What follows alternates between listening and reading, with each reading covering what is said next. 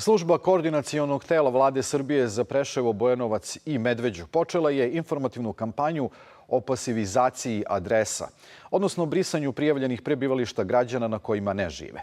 Zbog pritužbi predstavnika albanskih političkih stranaka da zbog pasivizacije pojedini meštani ovih opština ostaju bez dokumenata i biračkog prava.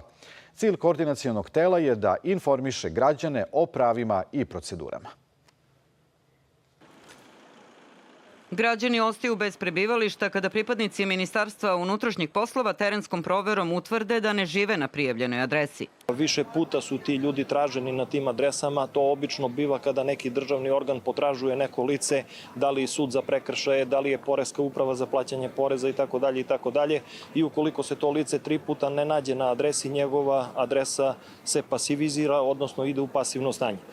Pasivizacija nije trajna mera. Moguće ponovo aktivirati adresu podnošenjem zahteva nadležnoj policijskoj stanici. Kako sam ja čuo, ljudi ko živi na Kosovu, većina, oni su pasivizani, a ove drugi ne znam. Ne znam, ne znam baš dobar. O pasivizaciji kao političkom problemu govorili su u prethodnom periodu predstavnici lokalnih samouprava i albanskih političkih stranaka. Posebno zabrinjava praksa pasivizacije adresa koja je dovela do toga da veliki broj građana postane administrativno nevidljiv.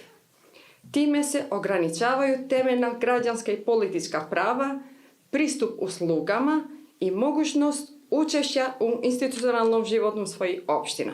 Imamo prilike da čujemo da je to jedno od aktuelnijih pitanja 3 opština sa juga centralne Srbije, da je velika brojka što se tiče pasivnih adresa.